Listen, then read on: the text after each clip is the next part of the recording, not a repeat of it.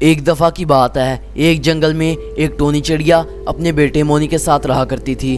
वो दोनों बहुत खुश थे और काफ़ी अरसे से वहाँ रह रहे थे कि एक दफ़ा ऐसा होता है कि जिस दरख्त पर उन दोनों का घर था, उस दरख्त को एक लकड़हारी चील काट डालती है और अपने साथ एक ट्रक में लोड कर शहर की तरफ बेचने के लिए ले जाती है।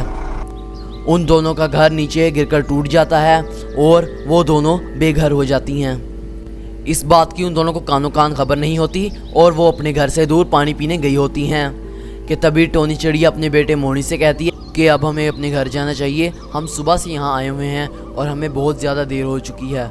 कि तभी मोनी चिड़िया कहती है कि ठीक है, हम अब चलते हैं, वाकई हम सुबह से आए हुए हैं और हमें काफ़ी देर हो चुकी है। फिर वो दोनों अपने घर की तरफ निकल जाते हैं और अपने घर को जाने लगते हैं। वो जैसे ही अपने घर के करीब पहुँचते हैं, वो देखते हैं कि उन दोनों का घर टूटा होता है। ये सब देखकर टोनी चिड़िया वहाँ रोने लग जाती है क्योंकि अब उसका घर वहाँ नहीं होता और जिस दरख्त पर उसका घर था वो भी वहाँ से गायब होता है। ये सब देखकर वो समझ जाती है और कहने लगती है ये हो ना हो किसी लकड़हारे का ही काम है और उसने हमारा घर तोड़ डाला और अब हम रहेंगे कहाँ, जो भी है हमें बेघर कर खुद चला गया है। कि तभी उसका बेटा बोलता है कि अब हम कहाँ रहेंगे, ये तो हमारे घर को ही तोड़ गया। फिर टोनी चिड़िया ये सब सुनती है और वहाँ से उड़ जाती है। सबसे पहले वो कबूतर के पास जाती है और कबूतर को कहने लगती है कि हमारा घर कोई तोड़ के चला गया है, पता नहीं कौन, लेकिन हमारा दरख्त भी गायब है जिस पर हमारा घर था और हमें तुम क्या आज रात के लिए अपने घर में रहने के लिए जगह दे सकते हो। ये सब वो उसको कहती है कि ये सब देखकर कबूतर बोलता है कि नहीं, मैं तुम लोगों को नहीं रख सकता क्योंकि मेरी बहन बीमार है और मैं वहाँ जा रहा हूँ, इसलिए तुम दोनों कहीं और जाके अपनी जगह ढूंढो, यहाँ तुम्हारे लिए कोई जगह नहीं है। और वहाँ से उड़कर चला जाता है। ये सब देखकर टोनी चिड़िया और उसका बेटा मोनी चिड़िया वहाँ से उड़ जाते हैं और किसी और के पास जाने लगते हैं। फिर थोड़ी देर उड़ने के बाद वो तोते के पास पहुँच जाते हैं। उस तोते का नाम मिठू तोता होता है और जैसे ही टोनी चिड़िया वहाँ जाती है, वो तोता अपनी कहानी लेकर बैठ जाता है और कहने लगता है कि कल रात को बहुत तेज़ आंधी आई थी जिसकी वजह से मेरा घर उड़ गया, क्या तुम दोनों मुझे अपने घर में रहने दे सकते हो।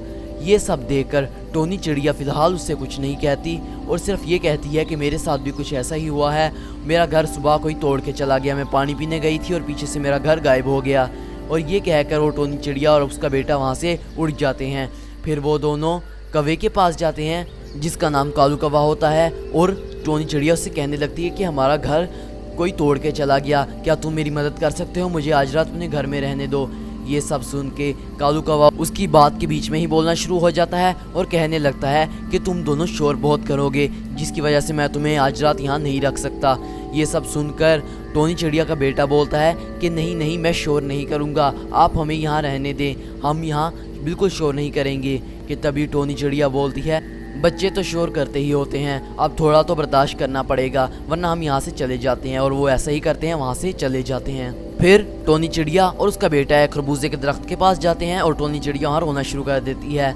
कि ये सब देखकर वो दरख्त जो एक जादुई दरख्त होता है वो बोलता है कि क्या हुआ है तुम्हें टोनी चिड़िया, तुम रो क्यों रही हो, मैं काफ़ी दिनों से देख रहा हूँ तुम इस जंगल में रहती हो और बहुत खुशी से रहती हो, तो तुम आज रो क्यों रही हो। टोनी चिड़िया बोलती है कि मेरा दरख्त कोई तोड़ गया है और अब हम दोनों बेघर हो चुके हैं, आप हमारी मदद कर सकते हैं। ये सब देखकर वो दरख्त कहता है कि मैं तुम्हें एक बहुत बड़ा तरबूज देता हूँ, इसमें तुम अपना घर बनाकर आराम से रह सकते हो, ये लो, ये बहुत बड़ा तरबूज है। और कहता है कि इस तरबूज में तुम अपना घर बनाओ और ये तरबूज तुम्हें हर चीज़ से बचाए रखेगा। फिर वो दोनों उसमें अपना घर बनाती हैं। कि तभी टोनी चिड़िया बोलती है कि मैं इसमें सूखी घास ला के डाल देती हूँ और फिर ये बहुत बड़ा तरबूज जो है हमारा एक आलीशान घर बन जाएगा और हम इसमें सुकून से भी रह सकेंगे। फिर वो ऐसा ही करती है, सूखी घास लेके वहाँ डाल देती है और वो दोनों सुकून से रहने लगते हैं। कि एक दिन टोनी चिड़िया पानी पीने जाती है और उसे वहाँ कालू कौवा मिलता है। कालू कौवा उससे देखकर पूछता है कि हाँ भाई सुनाओ, अब तुम कहाँ रह रही हो, तुम्हें अब किसने अपने घर में रख लिया है, बताओ तो सही कि अपना कोई घर बना लिया है तुमने। ये सब सुनकर टोनी चिड़िया को गुस्सा चढ़ता है और वो कहती है कि मैं एक बहुत बड़े घर में रहती हूँ, एक बहुत बड़ा तरबूज है जिसमें मैंने अपना घर बनाया हुआ है और उस घर में मैं बहुत सुकून से रहती हूँ, समझे तुम कालू कौवे। ये सब कहकर वो टोनी चिड़िया वहाँ से चली जाती है। कि टोनी चिड़िया के जाने के बाद वो कौवा बोलता है कि भला कोई तरबूज में कैसे रह सकता है। मुझे तो लगता है ये टोनी चिड़िया पागल हो चुकी है, ज़रूर ऐसा ही कुछ है। फिर एक दिन बहुत तेज़ बारिश, आंधी तूफान आ जाता है और कबूतर, तोते और कौवे के घर टूट जाते हैं और वो आपस में बैठे एक दूसरे से कहने लगते हैं। सबसे पहले तोता बोलता है कि मेरा घर तो पहले ही नहीं था और अब तो मैं कहाँ जाऊँ, ऊपर से बारिश हो रही है इतनी तेज़, अब मुझे कोई अपने घर में रख ले। के तभी कबूतर बोलता है कि मेरा घर भी टूट चुका है, लेकिन जब मैं अपनी बहन के यहाँ जाने लगा था तो टोनी चिड़िया ने कहा था कि उसका घर भी टूट चुका है, वो यहाँ क्यों नहीं आई, क्या उसका घर सलामत होगा। कि तभी कौवा बोलता है मेरा घर भी टूट चुका है, लेकिन उस दिन टोनी चिड़िया कह रही थी, मैं मिला था उससे जब पानी पीने गया था, वो कह रही थी मैं एक बहुत बड़े तरबूज में रह रही हूँ और उसमें मैं बहुत सुरक्षित हूँ।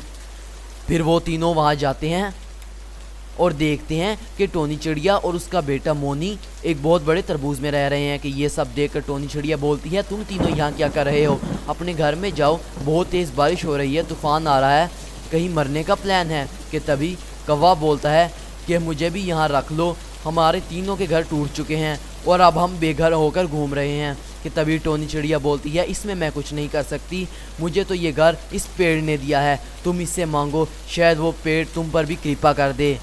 कि तभी वो तीनों पेड़ से कहते हैं तो पेड़ कहता है कि मैं तुम सबको घर देने के लिए तैयार हूँ, और एक बहुत बड़ा तरबूज उन तीनों को दे डालता है और वो तीनों उस तरबूज में अपना घर बनाकर रहने लगते हैं। कौवा बोलता है पेड़ देवता तुम्हारा शुक्रिया, तुमने हमें ऐसा आलीशान घर दिया, अब हम कभी किसी को तंग नहीं करेंगे। और वो सब वहाँ खुशी खुशी रहने लगते हैं।